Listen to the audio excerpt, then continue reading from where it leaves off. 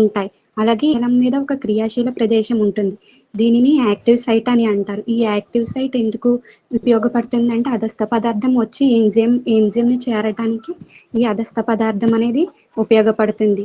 ఈ ఎంజైమ్కి ఉష్ణోగ్రత, pH అనేవి సూక్ష్మగ్రాహకంగా ఉంటాయి.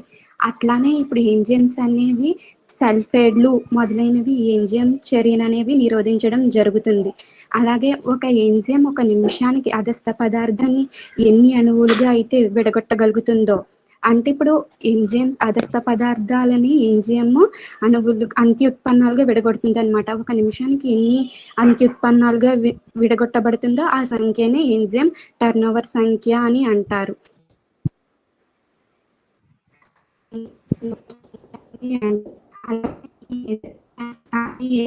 అనేది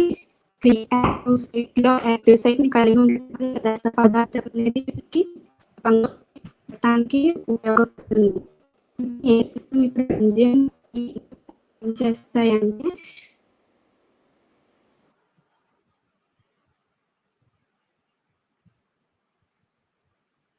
చిన్నారి ఎవరు? ఎందుకు డిస్టర్బ్ చేస్తున్నావు అమ్మాయి నువ్వు? చిన్నారి సార్ నాది మ్యూట్ లోనే ఉంది సార్. మరి ఎందుకు డిస్టర్బ్ అయింది? దమని ఓకే, నువ్వు క్లోజ్ చేయి. దమని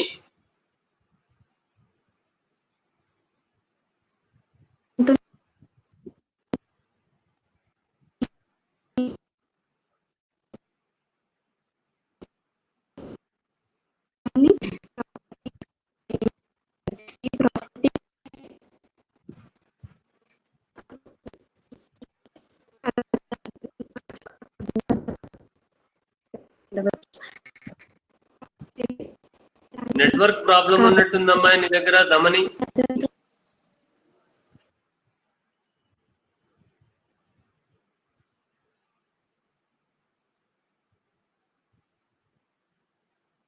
చిన్నారి నువ్వు లెఫ్ట్ అయ్యి మళ్ళీ జాయిన్ అవ్వు. నీది వస్తుంది,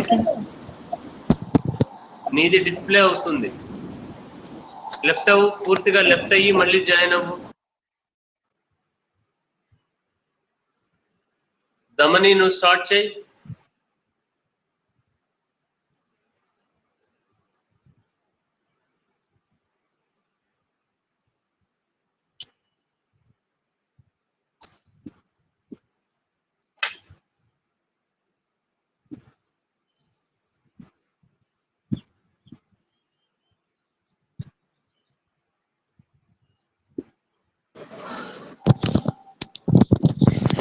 స్టార్ట్ చేయి దమని.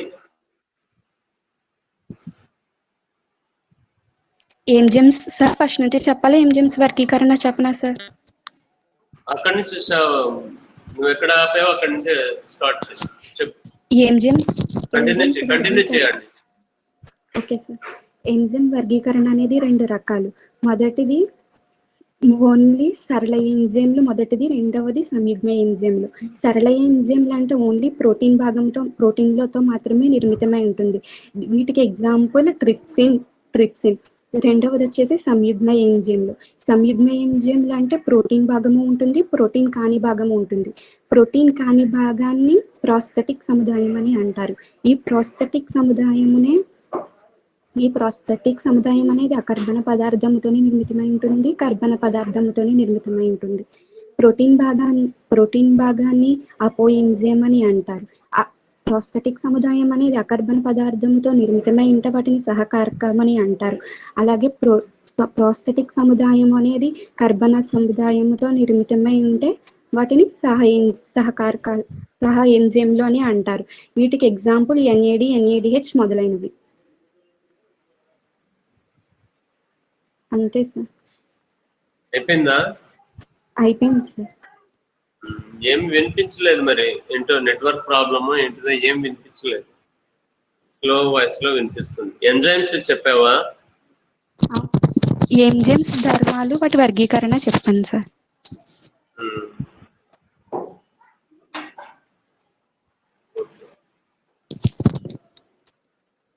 నెక్స్ట్ ఎవరు? Next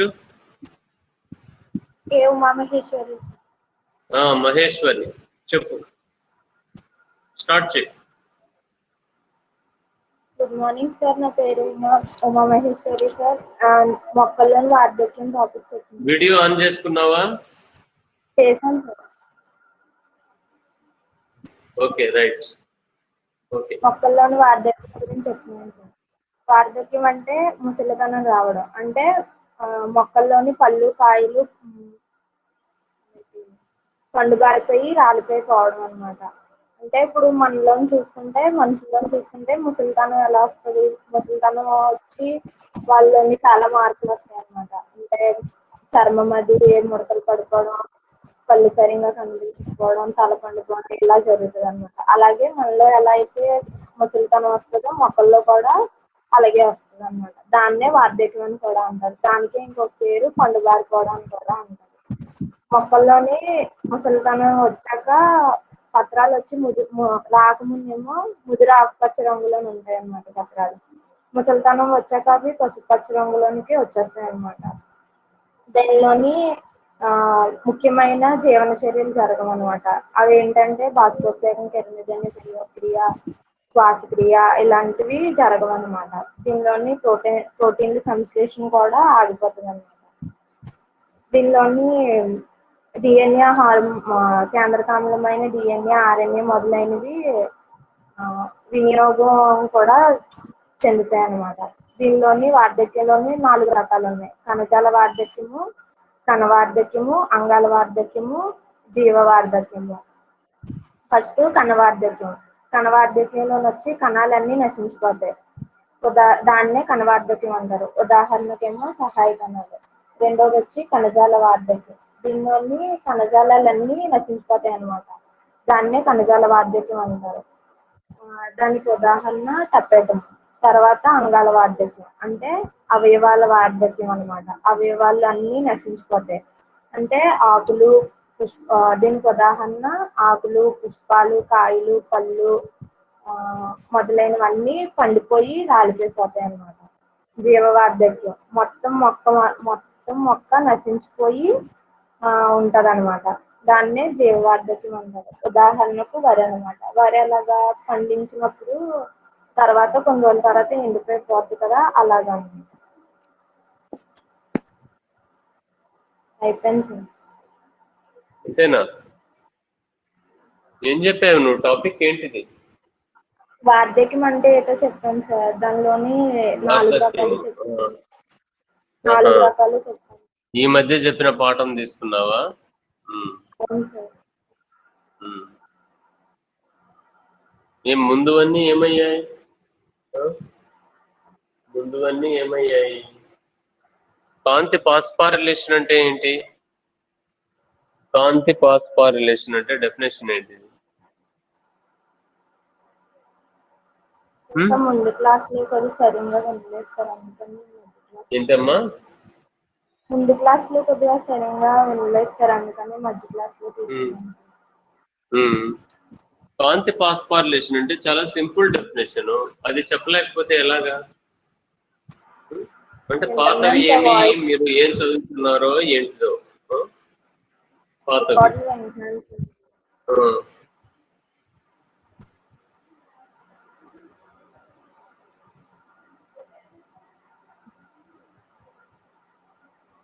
okay, good. నెక్స్ట్ ఎవరైనా ఉన్నారా? నెక్స్ట్ సెమినార్ చెప్తాను సార్. చొక్కా చిన్న స్టార్ట్ చేయమ్మా. వీడియో స్టార్ట్ చేయి. వీడియోతో స్టార్ట్ చేయి. Good morning sir. Good morning friends. నేను చెప్పబోయే టాపిక్ క్రబ్స్ వలయం. క్రబ్స్ వలయాన్ని సర్వెన్ క్రబ్ అనే శాస్త్రవేత్త కనుగొనడం వలన దీన్ని క్రబ్స్ అనే పేరు వచ్చింది. దీన్ని సిట్రిక్ వలయం అని అంటారు, అలాగే టీసీఏ వలయం అని కూడా అంటారు. సిట్రిక్ వలయం అని ఎందుకంటారంటే మొట్టమొదటిగా ఏర్పడే ఆమ్లం కాబట్టి దీన్ని సిట్రిక్ వలయం అని కూడా అంటారు. టీసీఏ వలయం అని ఎందుకంటారంటే దీంట్లోని సిట్రిక్ వలయంలోని ఐసోసిట్రిక్ వలయంలోని ఆక్సాలో సచినిక్ ఆమ్లంలో అనకన్నా 3 COHలు అనేవి ఉండడం వల్ల దీన్ని ట్రై కార్బాక్సిలిక్ ఆమ్లం అని అంటారు అనమాట. అందువలన దీన్ని ఈసీఏ వలయం అని అంటారు. అలాగే ఇది క్రబ్స్ వలయం అనేది మైటోకాండ్రియాలో జరుగుతుంది. మైటోకాండ్రియా మృతికల్లో జరుగుతుంది. క్రబ్స్ వలయంలోని మొదటగా ఫ్యూమరిక్ ఆమ్లం నుండి మనకి ప్రారంభం అవ్వదు, అసిటైల్ కోఎంజైమ్ నుండి ఇది ఏర్పడుతుంది. దీన్ని వలయం రూపంలో చూపించుకోవచ్చు.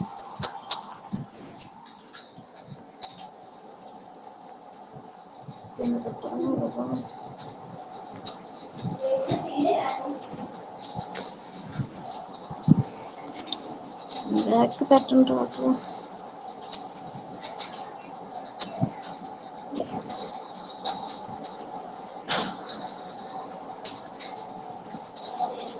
ఏమైంది సార్? బ్యాక్ పెట్టండి రావట్లేదు సార్.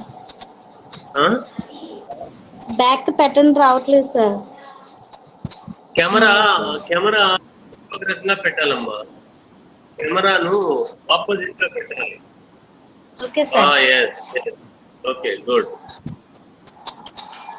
మనకి మొదటగా ఫ్యూమరిక్ ఆమ్లము సైకిల్ వేయి. గీసుకున్నాను సార్ మా ఫస్ట్. Okay, good. అది కదిల్చకు. ఫోన్ ను కదిలిస్తే డిస్టర్బెన్స్ వస్తుంది. ఒక దగ్గర ఎత్తుగా పెట్టుకొని అలా ప్రయత్నం చేయి. దాన్ని కదపకుండా పక్కన ఏదైనా ఒక బాటిల్ ఎత్తుగా పెట్టుకొని దాని మీద పెట్టుకునేటట్టు చూడాలి. Okay sir. పట్టుకెళ్ళవా? ఓకే, చెప్పు. Try check.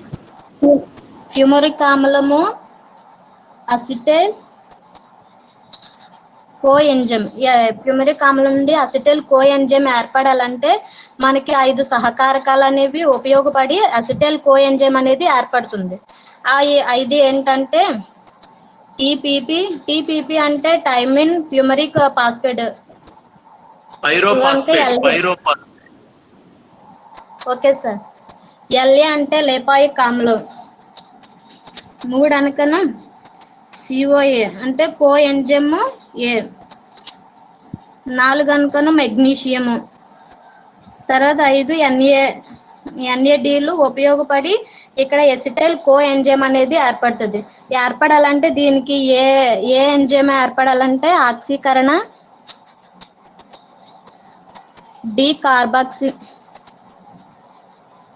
కార్బాక్సినేజ్ అనే ఎంజైమ్ సమక్షంలోని ఎన్ఏడీలు అనకనే ఎలక్ట్రాన్ ప్రోటాన్ని గ్రహించి NADH గా ఏర్పడుతుంది. NADH గా ఏర్పడి అసిటైల్ కోఎంజైమ్ అనేది ఏర్పడుతుంది అన్నమాట. ఇక్కడ సింథటేజ్ అనే ఎంజైమ్ సమక్షంలోని సిట్రిక్ ఆమ్లం అనేది ఏర్పడుతుంది.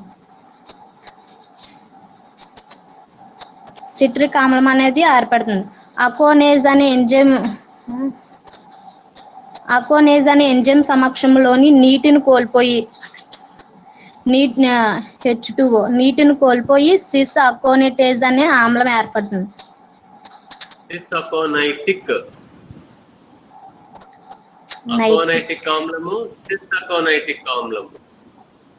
Okay sir. ఆమ్లం అనేది ఏర్పడుతుంది. అదే ఇక్కడ ఏర్పడిన ఎంజైమే ఇక్కడ కూడా వస్తుంది అన్నమాట.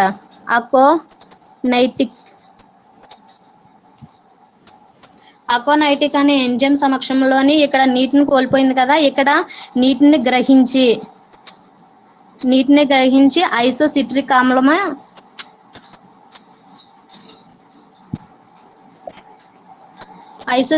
ఆమ్లము అనేది ఏర్పడుతుంది. బాపిట్టమ్మా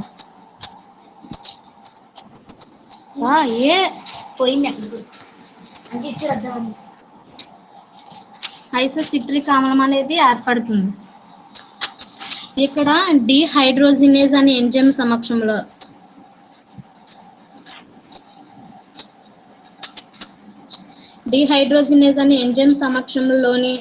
ఏంటి NADలు ఎలక్ట్రాన్ ప్రోటాన్ని గ్రహించి NADH గా ఏర్పడతాయి. NADH గా ఏర్పడి ఆక్సాలో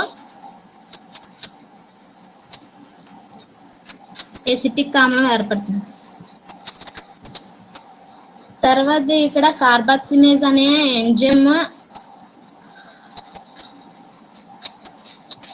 ఎంజైమ్ సమక్షంలోని కార్బన్ ని బయటికి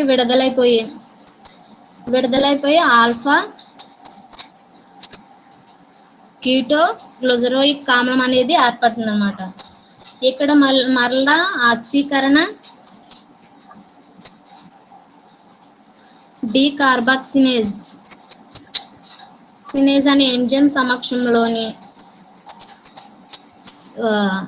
ఆక్సీకరణ అంటే ఏంటి? ఒక ఆక్సీకరణ అంటే NADHలుగా మారుతాయి. అలాగే కార్బాక్సినేజ్ అంటే ఒక కార్బన్ అనేది బయటకు పోయి మనకి సక్సినిక్ కో ఎంజైమ్ ఏర్పడుతుంది. ఇక్కడ అనుకన ఈ ఫాస్ఫేటేజ్ అనే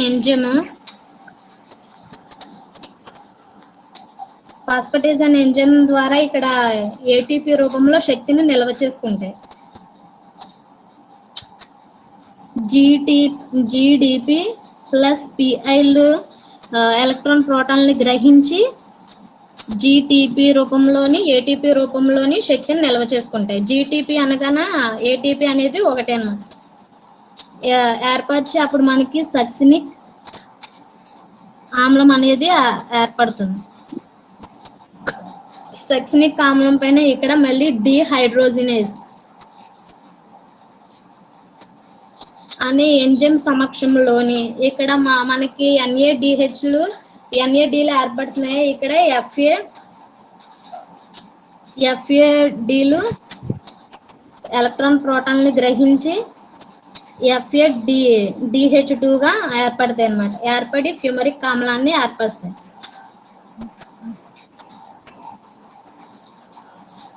ఆమ్లం ఏర్పడుతుంది. ఇక్కడ అనుకన్నా ఫ్యూమరేజ్ అనే ఎంజైమ్ సమక్షంలోని నీటిని గ్రహిస్తుంది. నీటిని గ్రహించి మేలిక్ ఆమ్లమే ఏర్పడుతుంది.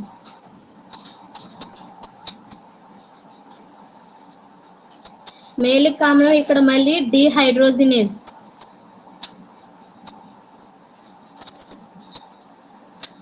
అనే ఎంజైమ్ సమక్షంలోని NADHగా ఏర్పడతాయి. ఎలక్ట్రాన్ ప్రోటాన్లు గ్రహించి ఆక్సాలో ఎసిటిక్ ఆమ్లాన్ని ఏర్పరుస్తాయి అన్నమాట. తర్వాత దీని యొక్క ప్రాధాన్యత కోసం చెప్పుకుందాం.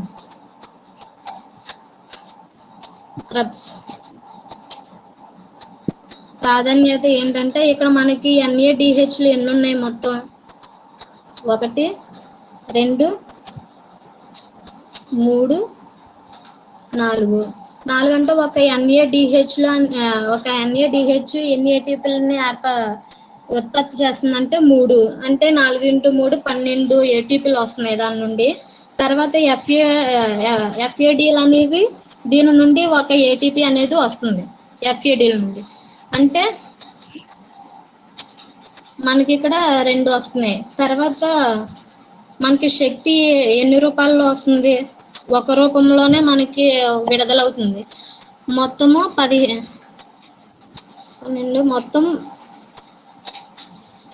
15 ఏటీపీలు ఉత్పత్తి అవుతుంది. తర్వాత ఫ్యూమరిక్ ఆమ్లంలోని మన క్రెబ్స్ వలయం అనేది ఎన్నిసార్లు జరుగుతుంది? 2 సార్లు జరగడం వలన మొత్తం 30 ఏటీపీలను ఉత్పత్తి చేస్తుంది. గ్లైకాలిసిస్ లో కనుక మొత్తం ఎన్ని? 6. దాంట్లోనే 6 ఇవి మొత్తం కలిపి 36 ఏటీపీలను ఉత్పత్తి చేస్తుంది. Thank you friends. Very good. Camera selfie పెట్టుకో, సెల్ఫీ కెమెరా పెట్టు. రైట్, వెరీ గుడ్ ఎఫర్ట్ చిన్నారి. చాలా బాగా ప్రయత్నం చేశావు ఆన్ పేపర్ మీద ఎక్స్ప్లెయిన్ చేయడానికి. అంతేకాకుండా క్రెబ్స్ వలయం ప్రాధాన్యత కూడా చెప్పావు. క్రెబ్స్ వలయం ప్రాధాన్యతలో ఏటీపీలు ఎన్ని ఏర్పడతాయి, అదేవిధంగా గ్లైకాలిసిస్ ది కూడా తీసుకొని మొత్తం 36 ఏటీపీలు చక్కగా వివరించావు. Good, keep it up. ఆ విధంగా ప్రయత్నం చేయండి. ప్రతి ఒక్కరూ కూడా సైకిల్స్ మాత్రము ప్రాక్టీస్ చేయండి. సైకిల్స్ చాలా చాలా ఇంపార్టెంట్. క్యాల్విన్ వలయం అయినా, ఇంకో బోర్డు మీద ఇంకా ఉంది క్యాల్విన్ వలయం, ఆల్రెడీ నేను చెప్పినటువంటిది. ఈ క్యాల్విన్ వలయాన్ని కూడా బాగా ప్రాక్టీస్ చేయండి. ప్రాక్టీస్ చేస్తేనే అది వస్తుంది, లేకపోతే రాదు. అదేవిధంగా క్రెబ్స్ వలయము చిన్నారి చెప్పింది, బాగా చెప్పింది. గుడ్. నెక్స్ట్ ఇంకెవరున్నారు?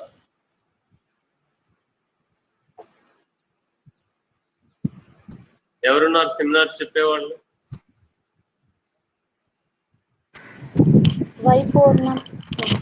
అయిపోయారా? లేదు సార్, నేను చెప్తాను సార్. ఎరికల్ 4. చెప్పు, ఎవరు పేరు చెప్పి స్టార్ట్ చేయమ్మా. ఎవరు? Y4 sir. 4 స్టార్ట్ చేయి.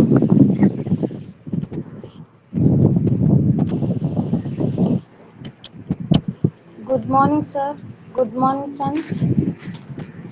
నేను చెప్పబోయే టాపిక్ లిపిడ్ల ధర్మాలు. ఇవి ప్రతి జీవకణంలోనే ఉంటాయి. ఇవి నీటిలో కరగని సేంద్రియ పదార్థాలు. ఇవి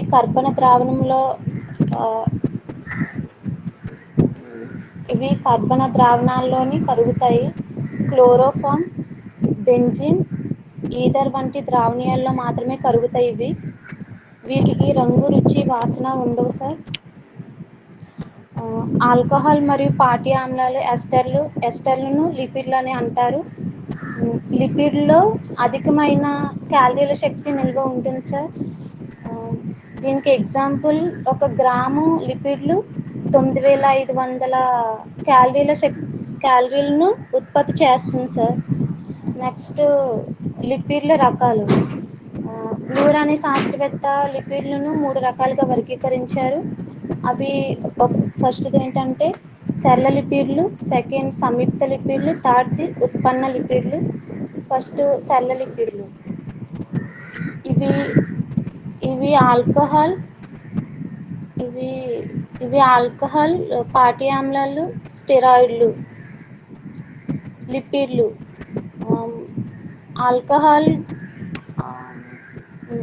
ఆల్కహాల్ గ్లిజరాల్ అయితే వాటిని క్రొవ్వులని అంటారు. వీటిని ట్రీగ్లిజరాయిడ్లు అని కూడా అంటారు. గ్లిజరాల్ కానప్పుడు వీటిని మైనాల్ అని కూడా అంటారు. దీనికి ఎగ్జాంపుల్ ఏంటంటే తటస్థ లిపిడ్లు, నెక్స్ట్ మైనాలు. సెకండ్ వన్ సంయుక్త లిపిడ్లు. సంయుక్త లిపిడ్లు అంటే పాటి ఆమ్లాలు మరియు ఆల్కహాల్కు అదనంగా వేరే సముదాయంతో కలిసి ఉండే లిపిడ్లను సంయుక్త లిపిడ్లు అని అంటారు. దీనికి ఎగ్జాంపుల్ ఏంటంటే ఫాస్ఫోలిపిడ్లు. ఇవి ఫాస్ఫేట్తో కలిసి ఉంటాయి. నెక్స్ట్ గ్లైకోలిపిడ్లు. ఇవి గ్లూకోజ్తో కలిసి ఉంటాయి. తర్వాత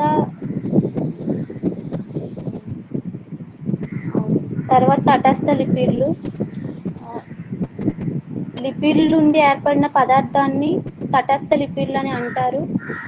దీనికి ఎగ్జాంపుల్ వచ్చేసి పాటి ఆమ్లాలు, నెక్స్ట్ స్టిరాన్లు. అంతే సార్.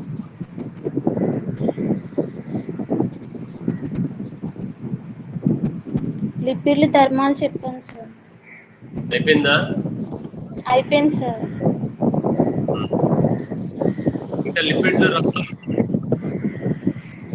ఏంటి సార్? లిపిడ్లు రకాలు కూడా రకాలు చెప్పాను సార్. చెప్పావా? చెప్పాను సార్. 3 రకాలు సార్. సరళ లిపిడ్ 3 రకాలు సార్. ఏంటివి చెప్పు అవి. సరళ లిపిడ్లు, సంయుక్త లిపిడ్లు, ఉత్పన్న లిపిడ్లు సార్. సరళ లిపిడ్లకి ఎగ్జాంపుల్ ఏంటంటే తటస్థ లిపిడ్లు, మైనాల్ సార్. సంయుక్త లిపిడ్లకి ఎగ్జాంపుల్ అయితే ఫాస్ఫోలిపిడ్లు, గ్లైకోలిపిడ్లు. అంతే. తటస్థ లిపిడ్లకి అయితే పాటి ఆమ్లాలు, స్టిరాన్లు సార్. Okay, right. నెక్స్ట్ ఎవరున్నారు?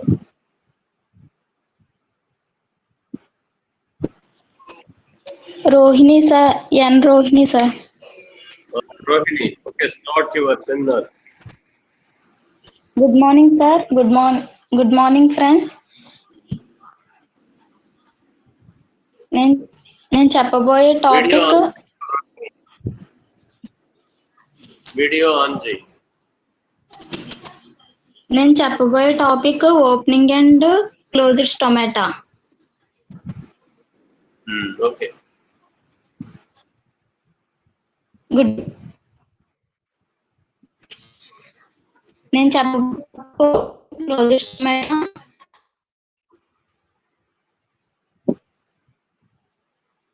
యంగ్స్టర్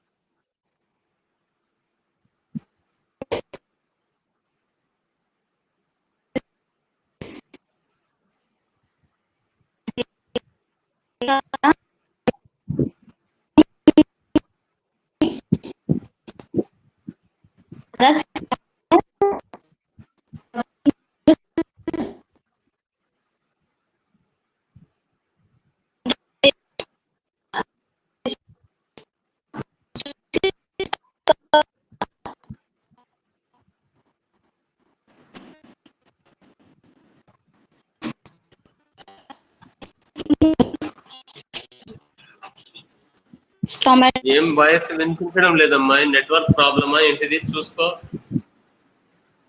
చూసుకున్నాం సార్, ఇక నెట్వర్క్ సరిగ్గా అందట్లేదు సార్. ఎక్కడ కూర్చున్నా బయట ఎక్కడో మీ మేడ పైకి రావడమో ఏదో చెయ్యి.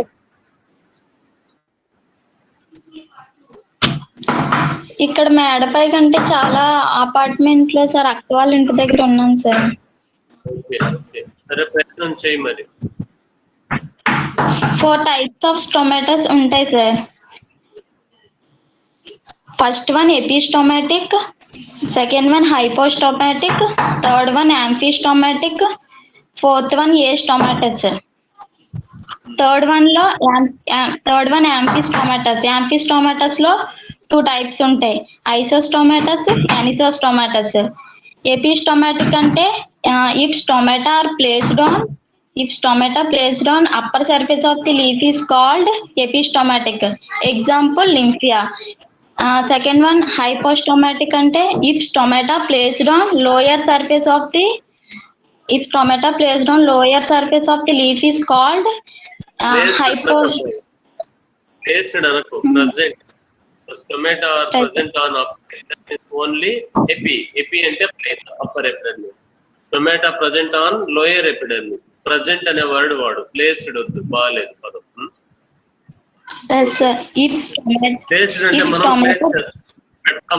మనం పెట్టినట్టు అనమాట ప్లేస్ చేయడము అంటే. ప్రెసెంట్ అంటే ఆల్రెడీ ఉన్నట్టు లెక్క, అలాగే. If stomata present on lower surface of the leaf is called hypostomatic. Example, apple, mulberry, banana. Next, amphistomatus. If stomata present on both surfaces of the leaf is called amphistomatus. Example amphistomatus లోనే మరలా 2 types, ఐసోస్టోమాటస్, యానిసోస్టోమాటస్. ఐసోస్టోమాటస్ అంటే ఇది both surfaces of the leaf containing same number of stomatas. That is also called isostomatus. Example, oat. Next, యానిసోస్టోమాటస్ అంటే stomatas are distributed unequal number are called యానిసోస్టోమాటస్. Example, potato, sunflower, tomato.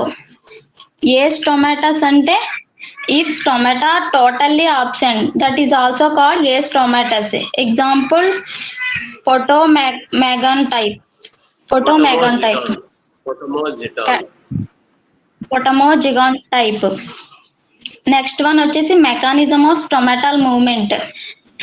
The opening and closing stomata is depend upon the guard cells, depend upon the turgidity and flaccidity of guard cells.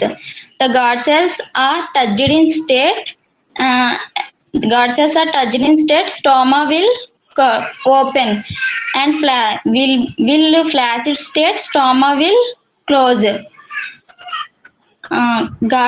Stoma will close. Generally, the guard cells are open during daytime, close at night time. దాన్నే మనం photo active and scoto active అని అంటాం. Photo active and scoto active అంటాం. Next theory of photosynthesis in guard cells. It was proposed by von Moll. According to during daytime the chloroplasts of guard cells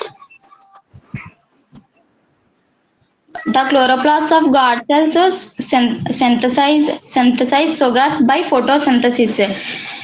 The contraction of guard cells increases. And so water from the subsidiary cells enter into guard cells.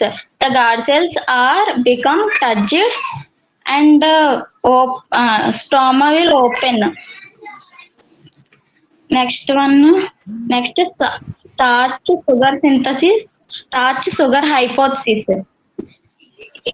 starch sugar hypothesis.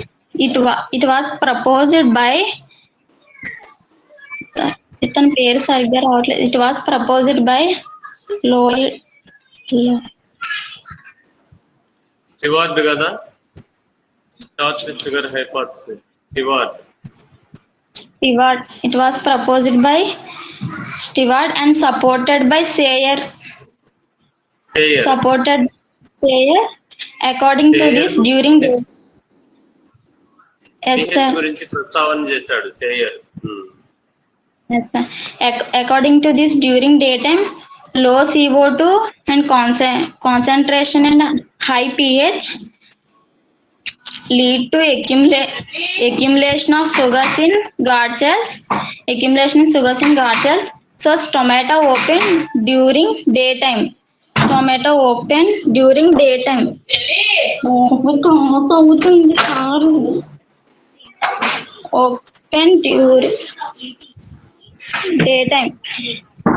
During night time, high CO2 and concentration and low pH led to accumulation of starch in night time. Next one is theory of glycolate metabolism. It was proposed by Jeltich 1963 is proposed that production of glycotic acid in the guard cells important for stomatal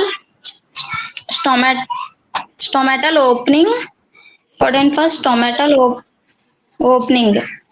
Next fourth one వచ్చేసి sir K+ ion transport hypothesis. It was proposed by Leavitt 1974. According to this theory of K+ ions are essential for guard cells for opening and closing of stomata during daytime.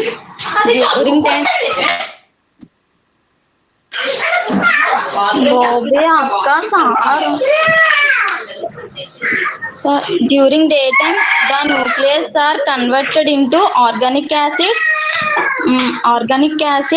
particularly malic acid, and the malic acid dissociated into H+ ions and malate ions in guard cells. H+ ions are transported in guard cells.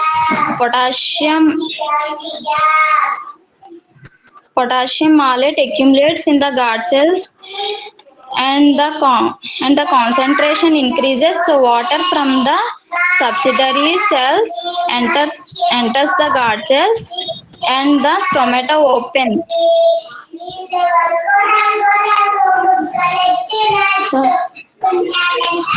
Sir, I think so.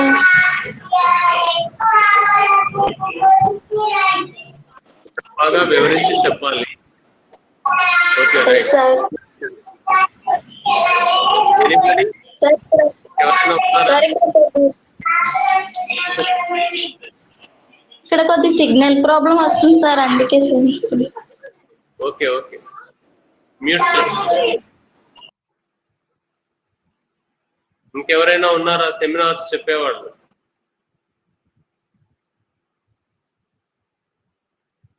Seminars చెప్పేవాళ్ళు ఇంకెవరైనా ఉన్నారా?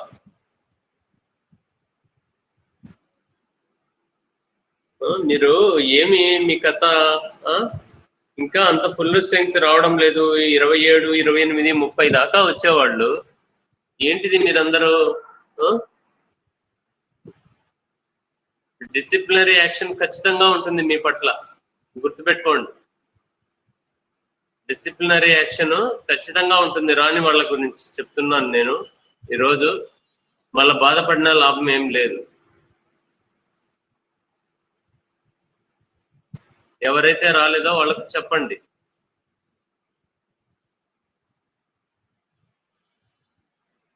క్లాసులో వచ్చి వినడానికి ఏమి,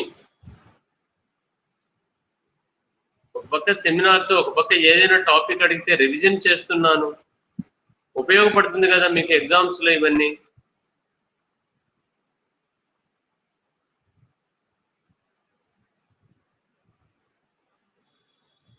next class కు ready అవ్వండి.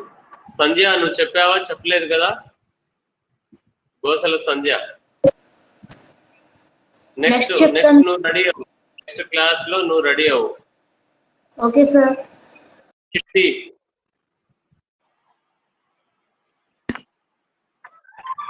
నువ్వు రెడీ అవ్వు. చిట్టి రెడీ అవ్వు. Okay sir. తర్వాత భార్గవి, నువ్వు రెడీ అవ్వు. సార్. శ్రావణి సార్. గమని చెప్పింది, పూర్ణ చెప్పింది, లావణ్య చెప్పింది కదా, ఉమామహేశ్వరి, దుర్గా భవాని చెప్పింది, రోహిణి చెప్పింది, పావని చెప్పింది, శ్యామల నువ్వు. శ్యామల కూడా చెప్పింది సార్. చెప్పిందా Shyamala? Okay okay, right. So ఇప్పుడు చెప్పిన వాళ్ళందరూ కూడా నెక్స్ట్ క్లాస్ లో సెమినార్ ఇవ్వండి. సో ఇంతటితో నేను క్లాస్ క్లోజ్ చేస్తున్నాను. బాగా ప్రిపేర్ అవ్వండి, బాగా చదవండి. రాని వాళ్ళ పట్ల డిసిప్లినరీ యాక్షన్ అయితే ఉంటుంది, గుర్తుపెట్టుకోండి. మళ్ళీ బాధపడితే లాభం లేదు.